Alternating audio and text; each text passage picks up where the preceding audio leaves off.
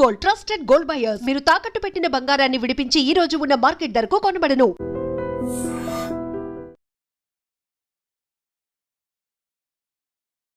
నమస్కారం, welcome to I dream. ధర్మ మార్గం విత్ విజిత కార్యక్రమానికి స్వాగతం.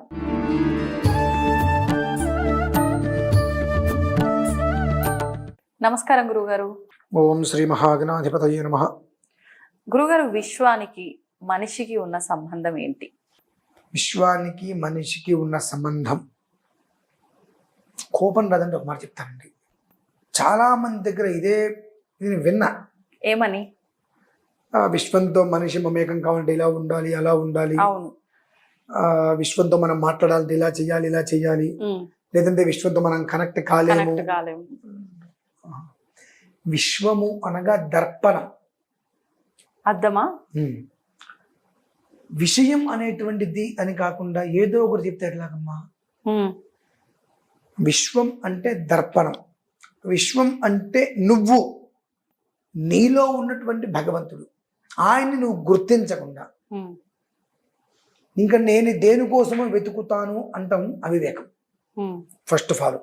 సెకండ్, పృథివ్యాపస్తేజో వాయురాకాశాత్ అంటే పంచభూతాలు. పంచభూతాలు ఎప్పుడు కూడా మమేకమయ్యే ఉంటాయి మనతో పాటు. అంటే విశ్వం అంటే అదే కదా మళ్ళీ. అవునండి. మరి విశ్వంతో మనం మమేకం కాలేదు అనుకుంటే శ్వాస ఎలా పిలుస్తున్నాం తెలుసుకోవాలి కదమ్మా. నేను అన్నాను కదా, ఎవరిని నేను కించపరచట్లా.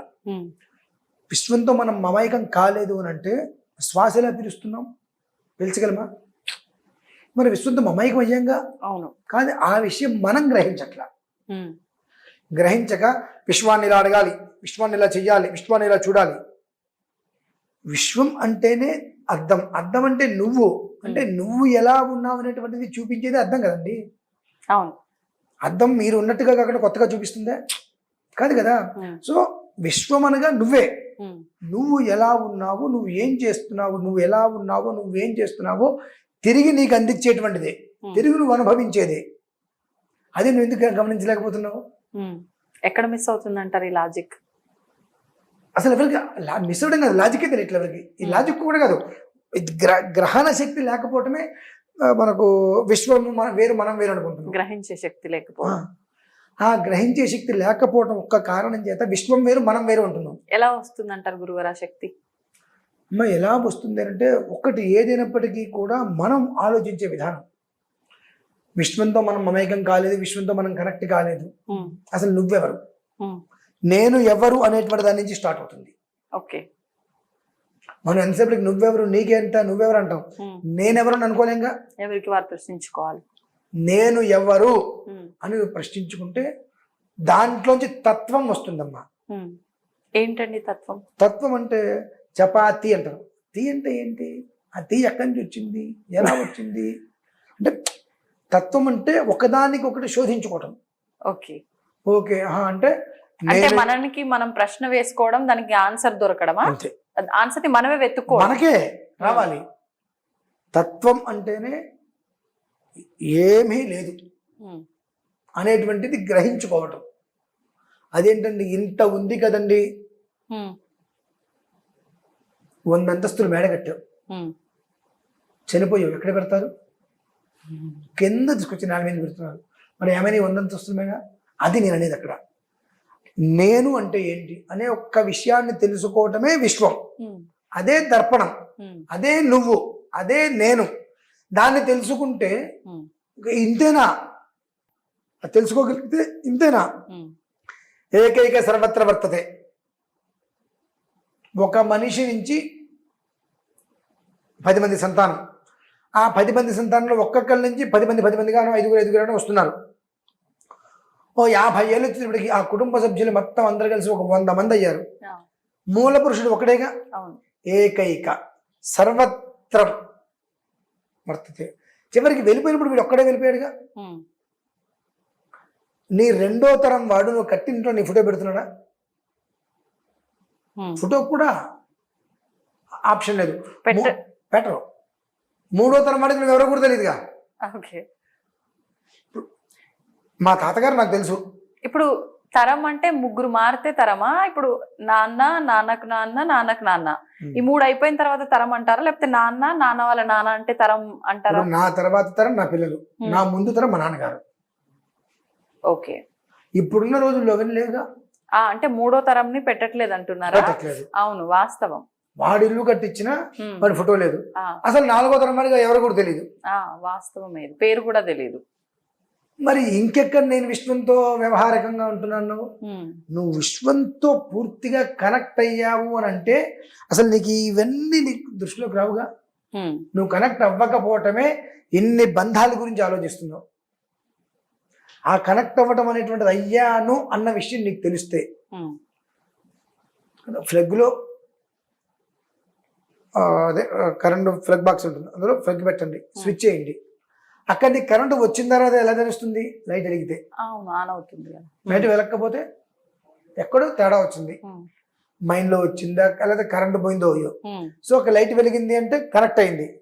సో నువ్వు ఇవాళకి కూడా విశ్వంతో కనెక్ట్ అవ్వండి, కనెక్ట్ అవ్వండి, కనెక్ట్ అవ్వండి అని ఉంటే ఇప్పటివరకు జరిగింది ఏంటి?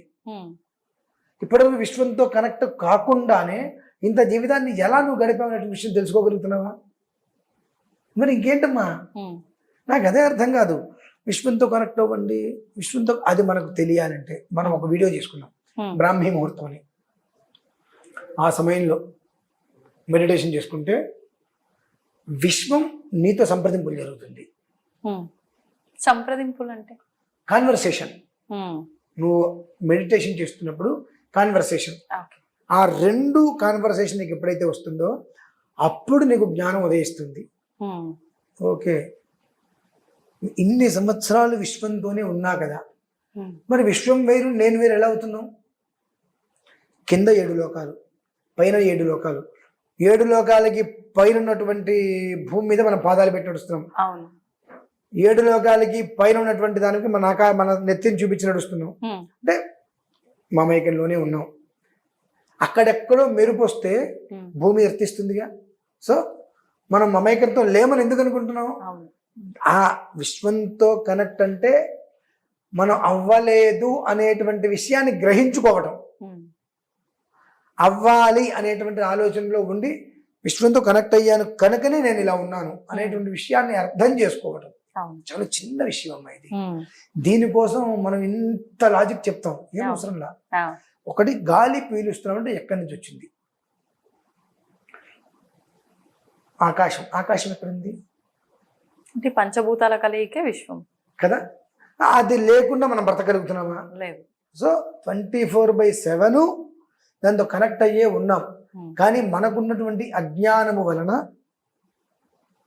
జ్ఞానం మొత్తం కమ్ముకుపోయి విశ్వం వేరు మనం వేరు, దాంతో కనెక్ట్ అవ్వాలి అనేటువంటి ఆలోచనలో ఉన్నాం.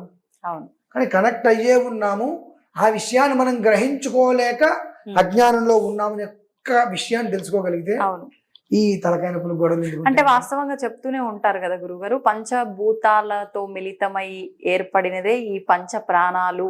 అంటే ఈ శరీరం పంచభౌతిక శరీరం, పంచభౌతిక శరీరం, అందులో కూడా పంచ ప్రాణాలు.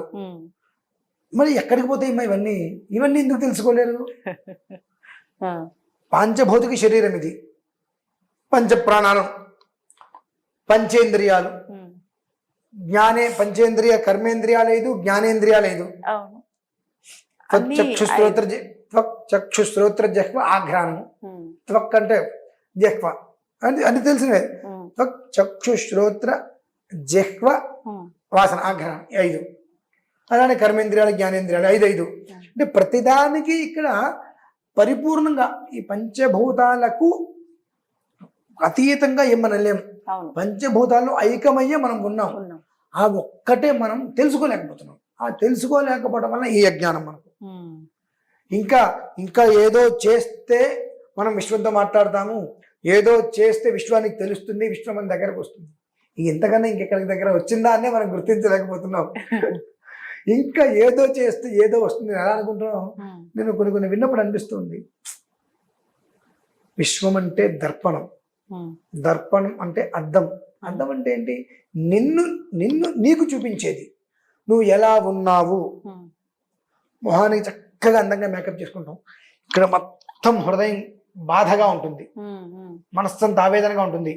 ఇంత అందంగా మేకప్ చేసుకుంటే ఆ మొహం అందంగా కనిపిస్తుందా, బాధగా కనిపిస్తుందా? మనసులో బాధ ఉంటే ఎంత చేసినా ఆ మొహం బాధగానే కనిపిస్తుంది. అంటే నువ్వు ఎలా ఉన్నావు అనేటువంటిది నీకు చూపించేట దర్పణం, అదే విశ్వం. కానీ నువ్వేం చేస్తున్నావు అంటే అద్దంలో చూసుకోగా నేను అందంగా కనిపిస్తున్నాను అంటే అది రకరకాలుగా రాసుకున్నాం, ఏదో పెట్టుకున్నాం చూడడానికి. ఎదుటి మనిషికి మనం మన మనసులో అంటే ఎట్లా, ఎవరికేంటి, మనం చూడటానికి మొహం అందంగా ఉందా లేదా అనేటువంటిది మాత్రమే మనం అద్దంలో కూడా. ఇంకొక విషయం తెలుసా అండి, మనల్ని మనమే మోసం చేసుకుంటున్నాం. అద్దంలో చూసి అందంగానే ఉన్నా, అందం అంటే మనస్సు, అది ప్రశాంతత లేదా నీకు అందం ఎక్కడి నుంచి వచ్చింది? కానీ దాన్ని పక్కన పెట్టేసి ఎదుటి మనిషి దగ్గరికి మనం ఏదన్నా దేనికైనా వెళ్తున్నామంటే ఆ మనిషికి మనం రూపేచ సౌందర్యం అనేటువంటిది ఉందా లేదా అనేది మాత్రం చూసుకుని అందంగా ఉన్నాం అనుకుంటున్నాం. ఎవరిని మోసం చేసావు? ఎవరిని మోసం చేసావు? మనల్ని మనమే మోసం చేసుకుంటున్నాం. అందులోంచి బయటికి రావటమే, అందుకని ఏం లేదమ్మా. అంటే లోకులు కాకులు కదా గురుగారు, ఆ మాత్రం మనని మనం మోసం చేసుకుంటున్నాం పక్కన పెడితే, ఆ మాత్రం పైన ఆకారం కరెక్ట్ గా లేకపోతే మన అంటే వస్త్రధారణ కానివ్వండి, మన అలంకరణ కానివ్వండి, 4 రకాలుగా మాట్లాడతారు కదా, మళ్ళీ అదొక పెద్ద తలనొప్పి. ఇదే అండి నేను చెప్పేది. నువ్వు అందంలో చూసుకుంటే నీ మొహం మాత్రమే నువ్వు చూసుకుంటున్నావు, కానీ కళ్ళు నువ్వు గమనించట్లా. ఎంత అందంగా తయారయ్యి అద్దంలో జాగ్రత్తగా కళ్ళను చూడండి, మీ మనసులోని బాధవంతం కళ్ళు మీకు కనిపించేస్తాయి. నేను అనేది అది దాచేస్తున్నావు. నిన్ను ఎదుటివాడిని మోసం చేస్తూ కొద్దో గొప్ప నీకన్నా వస్తుందేమో, నిన్ను నువ్వు మోసం చేసుకుంటే ఏముంది జీవితం? ఎదుటివాడిని మోసం చేయమని కాదు, అది వద్దు. ఎదుటివాడిని మోసం చేయడం అంటే ఏంటి? మొహానికి అందంగా వేసుకొని నీ లోపలి బాధను నువ్వు దాచుకొని వెళ్తాం. కానీ నువ్వు అన్ని అందాన్ని చూసుకోగా నాకేం బాధ లేదు నువ్వు ఫీల్ అయ్యి అక్కడికి లేదన్న విషయం వస్తే కళ్ళమ నీళ్ళు వచ్చేస్తున్నాయిగా. నీ అందం అనుకున్నది అందమంతా ఏమైంది ఇంకా? సో లోపల ఉండేటువంటిది అందం, దాన్ని చూసుకోవడానికి దర్పణం. దర్పణం అనేటువంటిది దర్పం కూడా ఉంటుంది. మనస్సులో బాధ అనేటువంటిది నీకు దర్పం రాదు. ఆ బాధను తొక్కేయాలి, లేదంటే వదిలేయాలి. దాన్ని నువ్వు మోస్తున్నంత వరకు అది నేను బాధ పెడుతూనే ఉంటుంది. దాన్ని నువ్వు పక్కన పడేస్తే అసలు నీ దగ్గరికి రాదు. అది కదా దర్పణం అంటే. అది తెలుసుకోవాలమ్మా. అది తెలుసుకుంటే మనిషి చాలా హాయిగా ఉంటాడు ఇప్పుడు. అంటే అందరూ తెలుసుకోవాల్సింది మనం ఆల్రెడీ విశ్వంతో కనెక్ట్ అయ్యే ఉన్నాము, దాన్ని గ్రహించి ఎరుకతో ఉంటే చాలు. అంతే. ధన్యవాదాలు. తవ్వండి, తవ్వుతూనే శివలింగం. సరే దాన్ని అట్లా కప్పేసేయండి, చూపించదండి. Krishna is there. మూర్తి పూజ కాదు, సాక్షాత్ బ్రజేంద్ర నందన భగవాన్ ఉన్నారు మూర్తిలో. ఏమీ ఆశించకుండా ఆరాధించే వాళ్ళు కూడా ఉన్నారా ప్రభుజీ? నిజమైన భక్తి అంటే మనకు తెలియదు కాబట్టి